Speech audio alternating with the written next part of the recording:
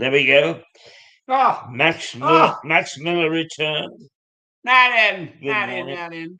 I know what you're thinking, lady. I know what you're thinking. You're thinking, oh, not those two old men again. Oh dear, oh dear, oh dear. I thought it was going to be a quiet Thursday morning, and then suddenly It's erupted. I mean, suddenly there's this man in an hat and this man with a scarf and discussing the weather and all true realities. It's hopeless. But anyway, here we are. Delighted to be here. It's a Thursday.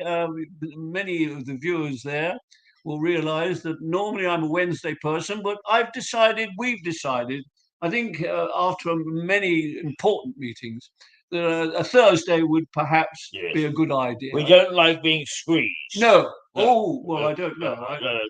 Well, perhaps under certain circumstances. Oh, yes. Well, the only thing I need to say this morning, and it is cold, we recognise that, but we're not going to go on about that because it's pointless, really. It's either cold or it's not cold. It's cold. But the thing I did notice on my way up here, I come through a church which is fairly close by, the Black Horse Pub, this wonderful, wonderful establishment. And I walked through the grounds because there is a relative of mine, although I don't quite know by what means he's a relative, but there's a David Henty lying there in this church. There's a David Henty there. And what date is on the grave? Well, exactly.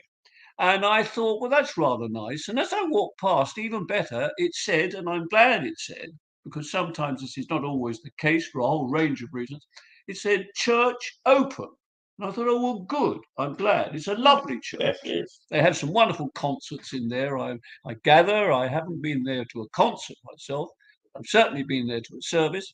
And not only did it say that it was open, it said, and this is why I'm keeping an eye on the time today, it said between 10 and 11, so it's just started, there's coffee and cakes. So I don't know whether we could wrap this up fairly quickly and get over to the... Well, it might get you into the last 15 minutes. Well, who's going to turn down coffee and cakes in a lovely church? I mean, and that's typical of Lewis, if I may say so, because churches should not only be the rightful place to worship, whoever you worship, but they should also be welcoming, including. We discussed this with so many times here on this wonderful network here, this television station extraordinary. We've always said that it should be inclusive. It shouldn't exclude anyone. Absolutely not. Right, 100%. Yeah. No, we believe that, and that church is clearly welcoming. And who knows, I might pop in. And I'll just mention, if I may, Mirador, and suggest that when they finish their coffee and cakes, they might very well move in our direction. Absolutely. I mean, bring the whole congregation here. We can have some hymns. I could take the collection. Yes. I'm very good at that. I could present the homily. You could. Oh my goodness me. You're so good at these things. There's a friend of mine, a rather lovely plump fellow I know, whose name I will not give, but there's Norman Mr. Baker. Is he appearing in the programme? Not that I'm aware. I had a drink with him yesterday. Oh, yes. And I'm out. No, he didn't look in, otherwise I'm sure he would have piled in. I think we should mention, of course, a former member of Parliament, an excellent one. Let's not get into politics, but he was a good man. It doesn't matter which party he stood for. He was a good constituency MP, and he took his job seriously and was known at one stage for asking more questions at Prime Minister's question time than any other MP. Well, yes. In other words, he was there. Absolutely. I mean, representation is what it's all about. It's no good being a representative of a community if you don't turn up. That's right. Exactly. And there are a few who allegedly do not turn up. No, he's a splendid man. I saw him on I think it was a national programme. He's frequently on a national programme on a subject we won't get into this morning because it's a pretty delicate subject. It's the question of the king, actually. And Norman has certain views about the royal family and etc. But not today. Unfortunately, he looked a bit cold today. Yes, he did. Tell you what, he might be going for the coffee and cakes. He could be. He could be. I wouldn't blame him. actually. But that's another story. Well, I was going to say another Tory, but I won't, because he isn't a Tory. He was a Liberal Democrat at the time, yes. that I recall. And a jolly good one he was too. Indeed. All right, enough politics. So here we are again. There's a lady. That's a nice berry. Isn't it? Yes. It's rather nice, this bow window, isn't it? You can watch the world go by. I love it, actually. Yes, maybe there are those who suggest we should turn the camera around and let the people watch the world go by while we chaunter on here in South. No, there's another idea, you see. There is, once we're established here, yes. perhaps in the new year, yes. There is a way of putting a second camera on, which we could face out. My goodness. Right. Yeah, but people will do that. Again, to be inclusive. Absolutely. We don't want people to think that it's all simply two men in a pub having a natter, which of course it is. But the point is you can join in that way. In fact, as we said in the recent article in the local magazine, The Louisian, we did point out that people are always welcome. They were so welcome in this pub at any time. I happen to know that. Excellent food, etc., good ale. But also welcome just to nose around and find out what this quirky, as we called it in the article, indeed, quirky it is. It's quirky. I mean, yes. if you think, oh, it's a bit slap happy, yes, of course it's slap happy. I don't like these panoramas and all these posh programs that have everything and get it wrong as well, by the way. And the funny thing is that we are increasing in our audience, whereas the BBC, precisely, is having problems hanging on to So I've read. Yes. And they're getting rid of many of their presenters, some of whom I could name probably they should get rid of, but no names. But there are others, though, who I know at the BBC are under some pressure, particularly in local radio, which is my interest, of course. And sadly, at a time when local radio should be expanding beyond the sort of commercial world, there's another nice hat. It's amazing the nice hats that are around. I know that gentleman, actually. He owns a shop just further along in the high street there. And he has all those wonderful, where you buy a print. And you're right, the Tom Paine shop. Exactly, Tom Paine. Yes. Of course, there we are. Wonderful. And there's another. We could notice hats going past. Yes, everybody's wearing them because of the snow today. Well, I haven't got a hat, but no, that lady hasn't got a hat there, but she's obviously going. She got some hair. Exactly. Yes. I mean, I've got a scarf at the moment, not a hat. There's a whole story behind that as well. I was mentioning this rather portly man. Who I knew and whose name I didn't mention. And I mention him because one of his specialities, dinners, his only function would appear to be, and he was very good at it, I don't deny it, and this relates basically to Norman Baker and the King, because this friend of mine was an excellent man for doing the loyal toast. He made a great process of it, big, upstanding, and raise your glasses or fill your glasses, that sort of thing, which is admirable in its own sweet way. Indeed it is. I think it's necessary. Yes. Formality, there's a time for formality and a time for informality. And today, informality rules, as you will observe in the next few minutes. I have I don't know, two stories. One is the post office. My very first job as a 16 or 17-year-old was as a temporary postman. Yes, at Christmas. Yes, I did the same thing. Yeah. Oh, excellent. The first time I'd ever earned any money, point one. Point two, it was the first time I'd ever been into a canteen with a whole bunch of blokes swapping stories, and a few ladies as well. And you know what? I really enjoyed it. Yes. And did you have a big old heavy metal bike? I didn't have a bicycle, and I should have done, because I was actually going up quite a few hills. This was in the area of Sanderstead, which is near Croydon, and it was the South Croydon post office there. And I don't think they did. I did have a bicycle, but they wouldn't allow me to actually cycle with a sack on my back. People might have mistaken me for Father Christmas, of course. So anyway, I enjoyed doing that. We even delivered on Christmas Day, I can remember. Yes, that's right. Absolutely. Indeed. And were there any Christmas boxes? I think the odd mince pie was thrust at me, which was very pleasant. And I thoroughly enjoyed it. It was my first taste of work. And funnily enough, our little theme today, not Christmas necessarily, because it's still a little early for me anyway. Yes, it is for me too. But it is. We're getting there, I guess. It's complete madness. I mean, there was one or two shops were selling Christmas cards in August. Yes, which, yes. And Christmas for trees have goodness. gone up in the middle of October, for Oh, God's sake. Yeah. don't understand any of that. I can No. understand the build up now, although I think even that is slightly hysterical, and particularly with television, with the hype for all the various programs they're planning, which presumably not many people will watch anyway, because they should be doing other things like playing games and reading books and things. And making paper chain Oh, decorations. oh my Yes. goodness me! Yes. Well, one of the joys, of course, is a Christmas tree, and I'm sure the lovely pub here will eventually end up with a Christmas tree. I'm sure they'll do that. So they should. There's a big story in the local paper yesterday, the Argus, about a modernistic approach to Christmas in Churchill Square in Brighton. And apparently, the rather upmarket, trendy sort of Churchill Square, or trying to be trendy Churchill Square, soon to be a new home for Habitat, I believe. Or is it one of those Swedish firms that do very good meatballs? Is that IKEA? IKEA does everything except meatballs, I think.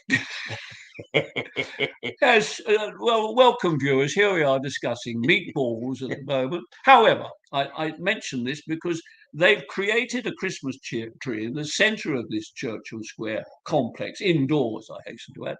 And apparently it's supposed to be a modernistic Christmas tree with sort of shards of glass and things like that. Oh, yes. And already people are saying, that's not Christmassy. Yes. So good at all. And where's Santa's grotto?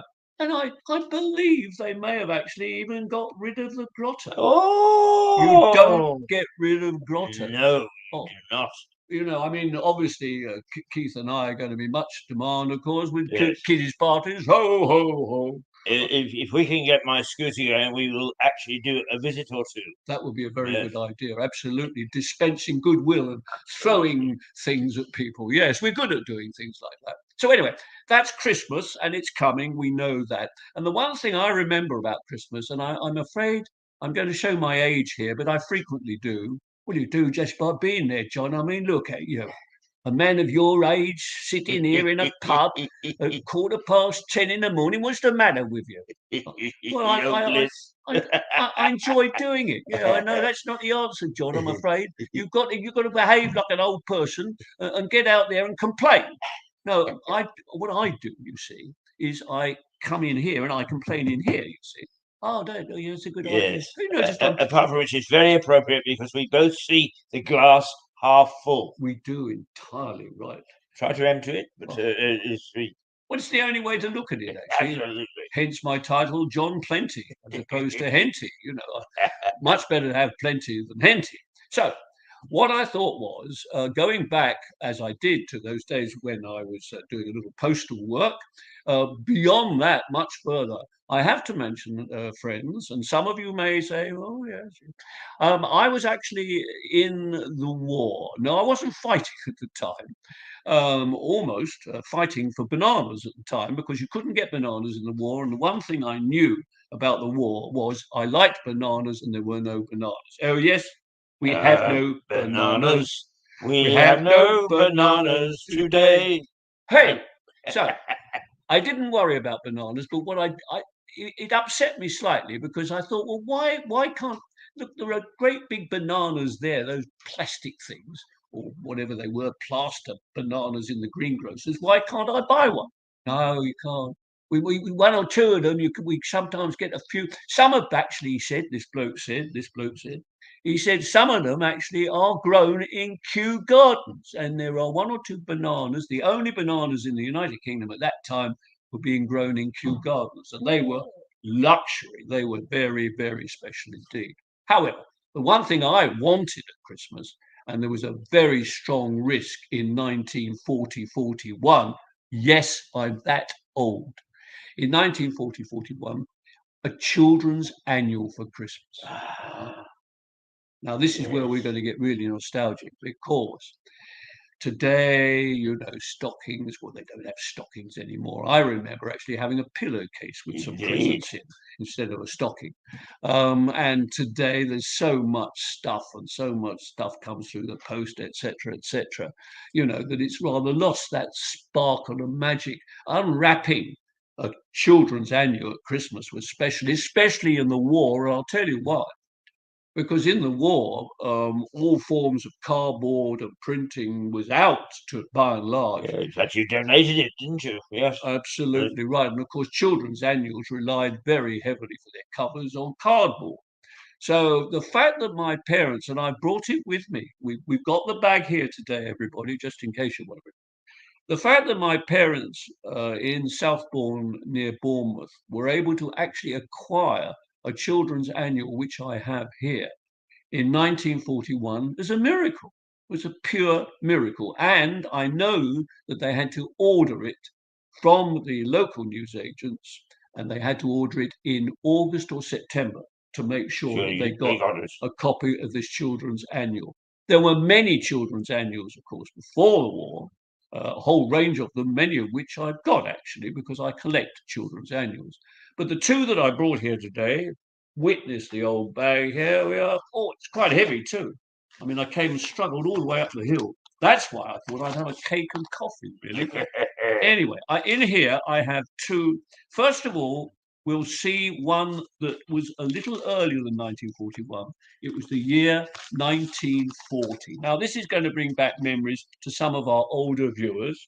And for the younger viewers, pay attention because you may learn a thing or two about the world of entertainment. This annual was called, and there it was called Radio Fun. Radio. How wonderful. It was Yeah. obviously a children's comic as such, but aimed partly at grown-ups as well, I think. And on the front cover, which I hope people just about see, we've got some characters here that we could just mention. I think we need to. Indeed. This is the year 1940, so it's a very rare product. Very rare product. There we are again. Look at that. That's wonderful, isn't it? I mean, that really is something. And at the top, there are a couple called Ethel and Gracie. They were called Ethel Revenell and Gracie West. And they were a couple of sisters, actually, Cockney type sisters, who used to do a sort of little double act, rather like Elsie and what's her name? Elsie and Doris Waters. Right. Exactly. Now, the little man there actually is Arthur Askey. Thank you, Arthur Askey. Yes.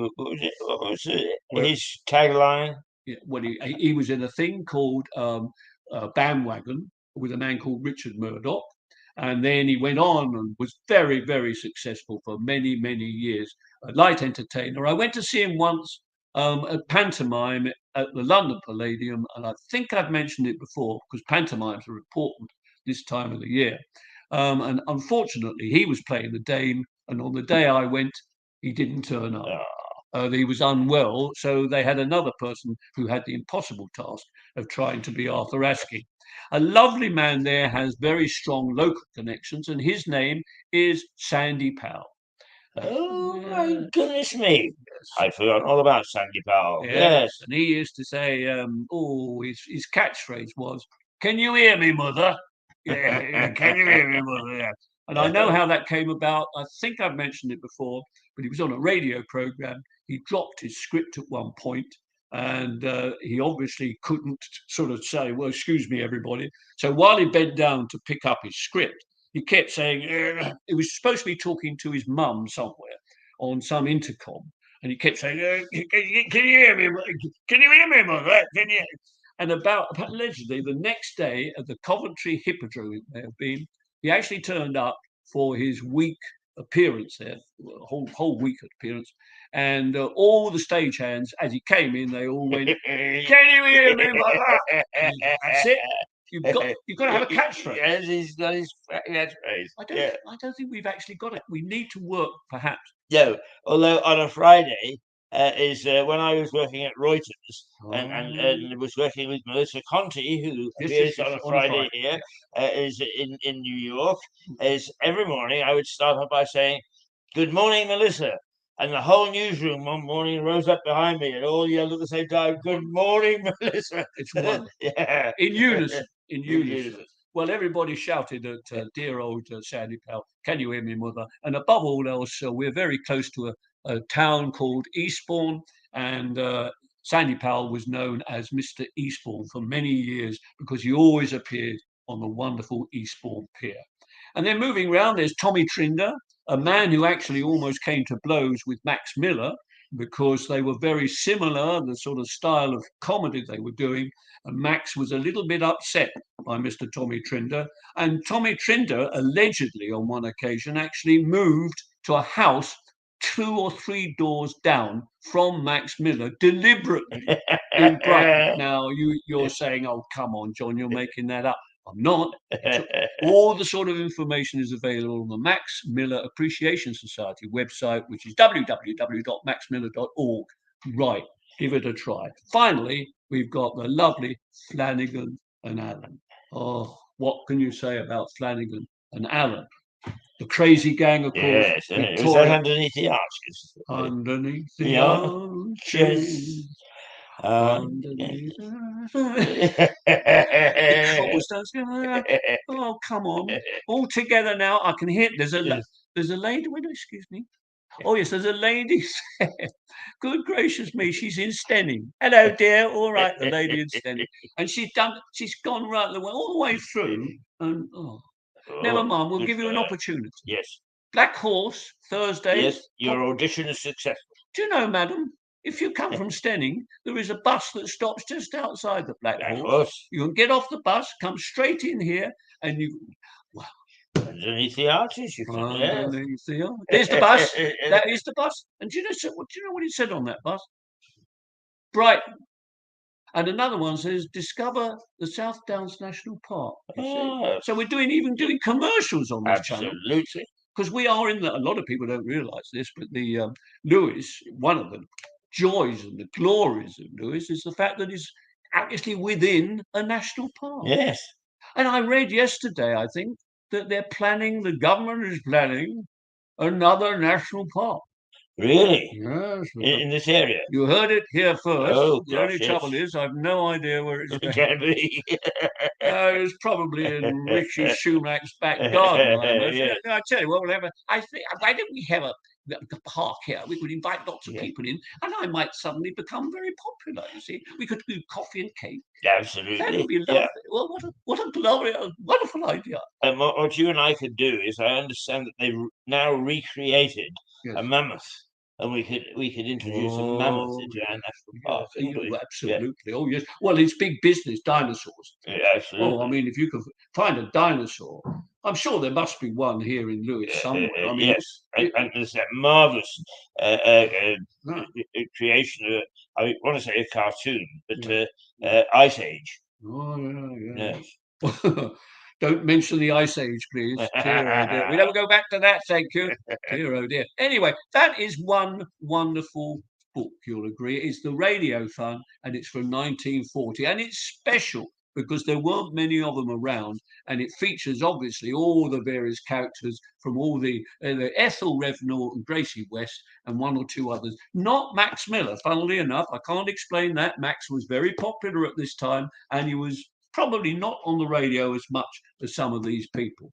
And we know why he wasn't on the radio, because if you know anything about Max Miller, his stuff was all unscripted, and you give him a microphone and he sort of...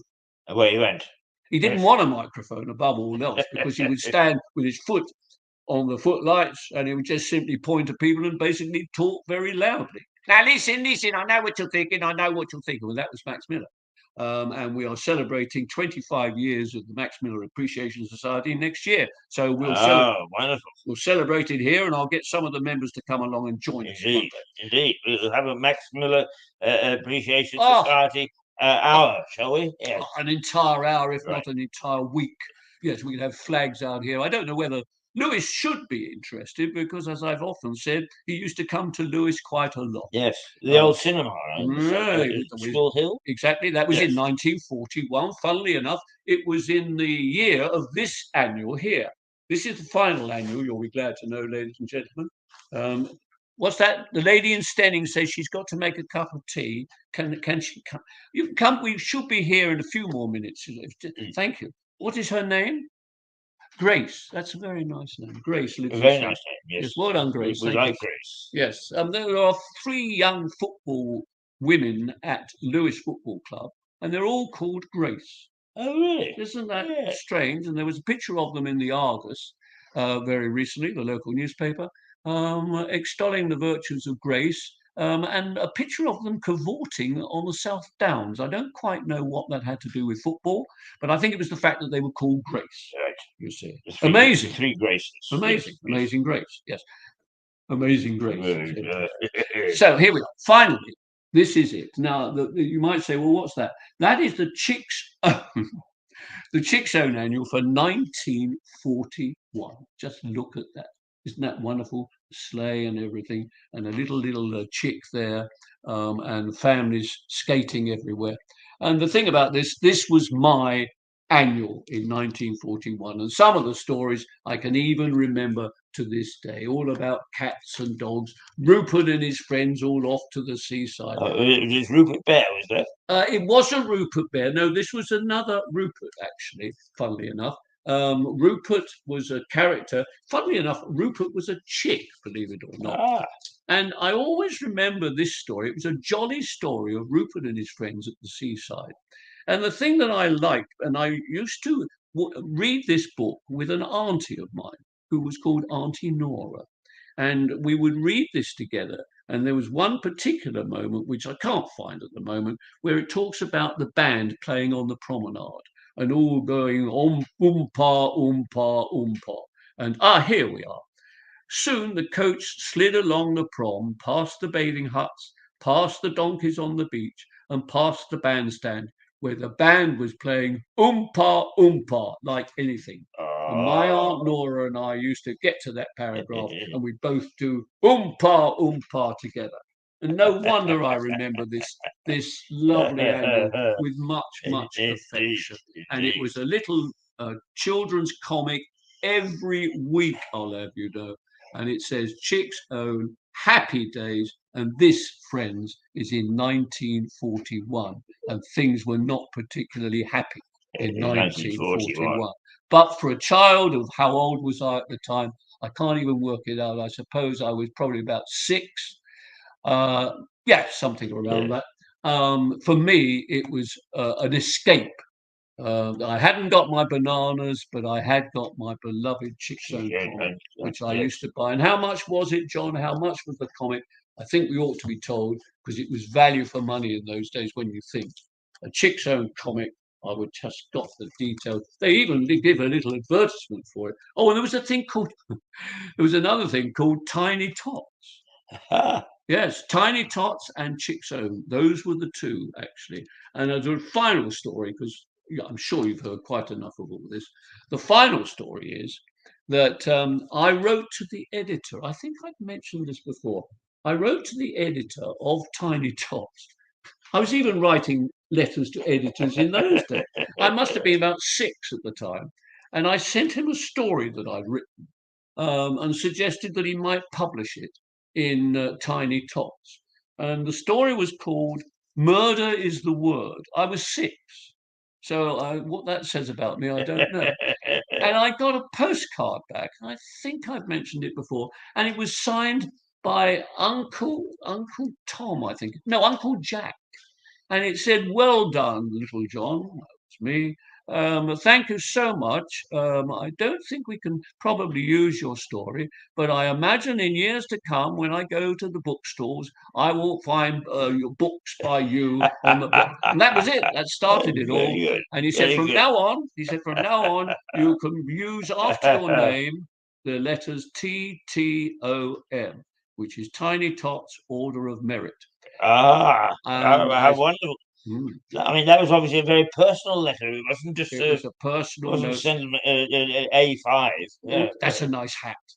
More nice hats. That was a sort of trilby. So, I mean, how touching. In the middle of the war, the guy wrote back to me from Fleet. He was in Fleet Street or just off Fleet Street, and suggested that I could call myself John Henty, TTOM.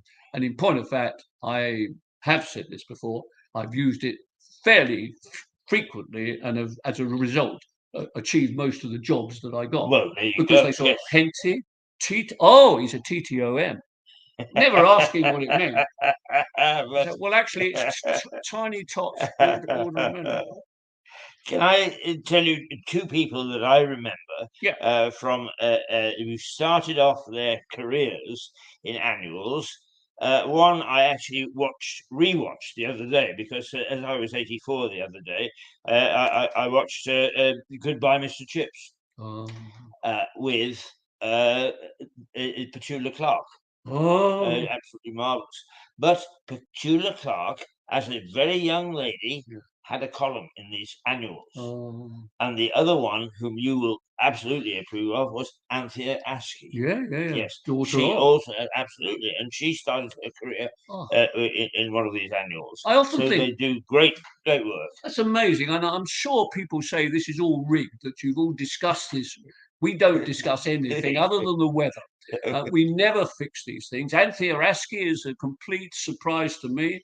And Petula Clark, don't get me going on Petula. You say you're 84. We won't even discuss how old I am. But old? I'm not just old. I'm very, very, very old. No. I'll tell you what, if you think we're old, Petula Clark has just celebrated a birthday. And I think she's either 91 or 92. Bless the woman. She played opposite Peter O'Toole in the musical version of Goodbye, Mr. Chips, and she looks absolutely gorgeous. Stunning. Yes. Absolutely stunning. Well, I wished her happy birthday last year to a theatre where she was appearing.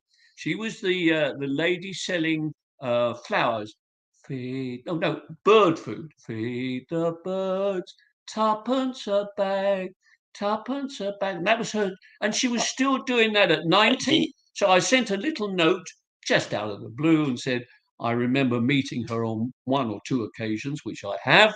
And would you believe it? Not only did I get a nice letter back, but I also got a very nice signed picture. Signed. Very nice. Yes. At 90. 90. So there you are. The lady in Stenning heard that. You remember Petula Clark? Exactly. Well, we remember her.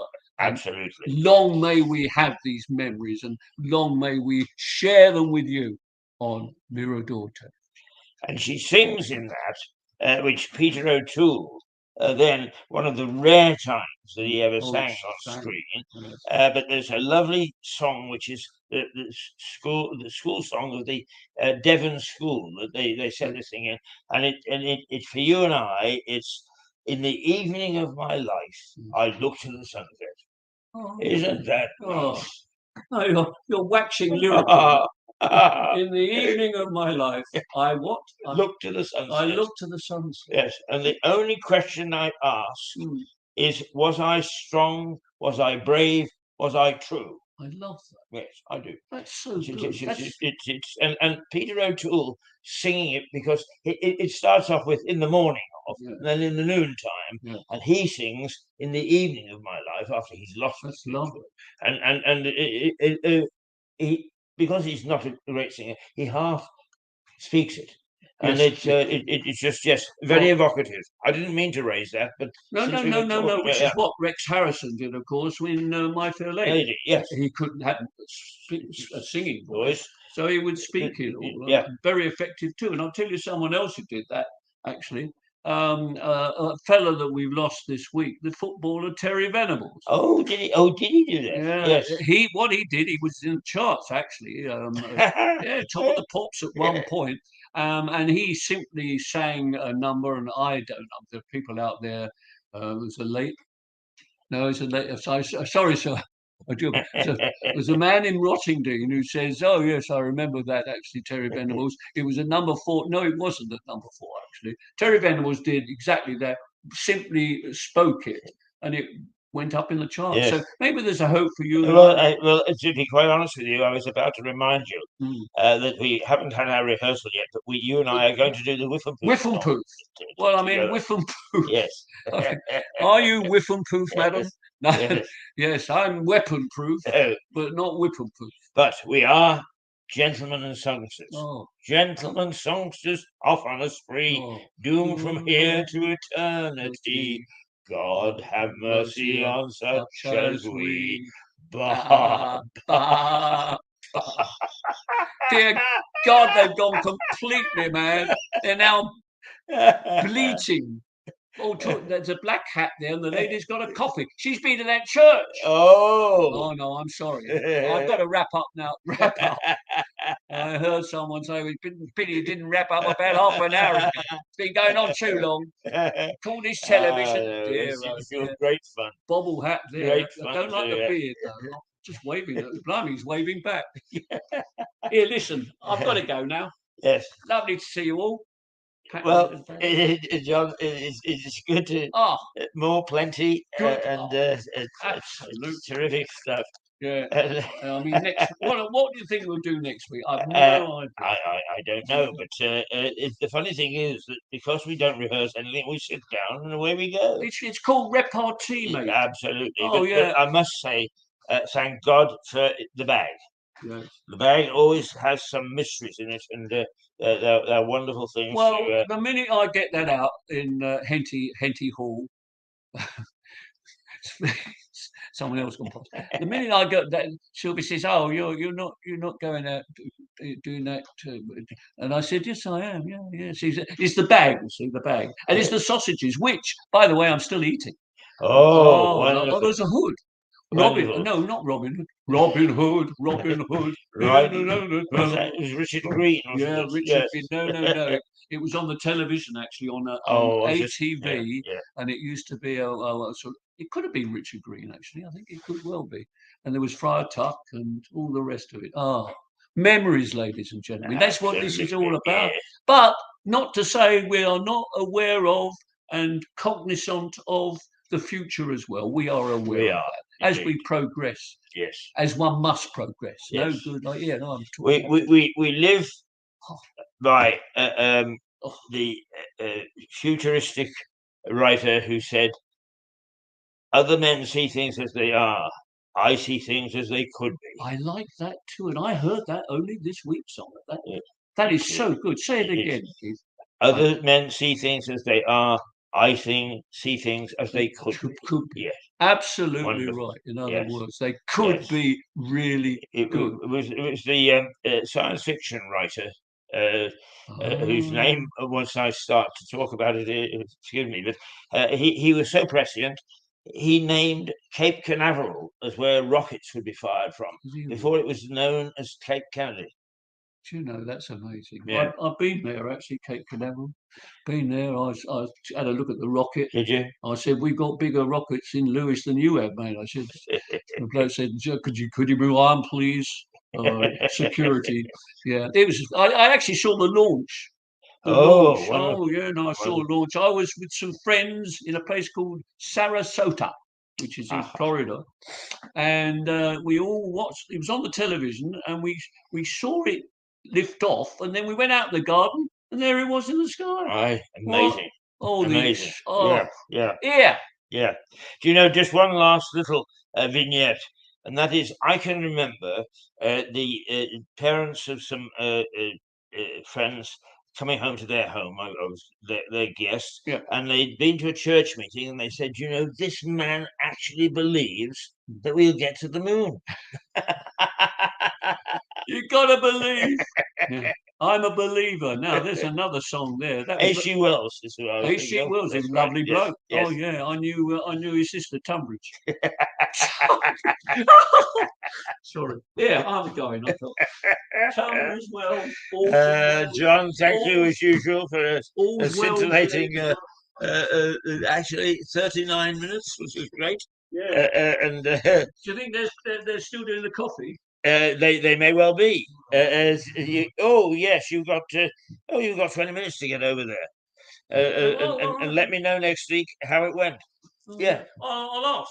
Yes, when I get there. Indeed. All right. Nice to see you, everybody. Cheerio. Cheerio, John. There we are.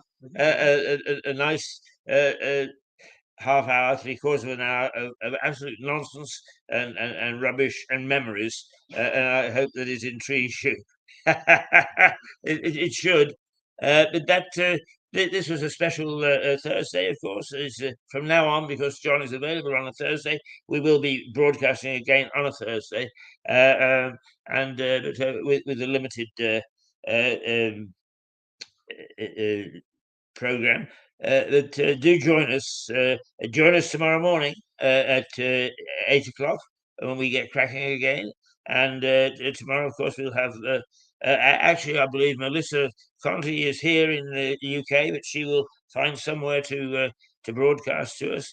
The two boys, barristers, the two boys broadcast this morning, so there'll be a gap there. What we'll fill with, we have no idea, but I hope that you'll find it intriguing.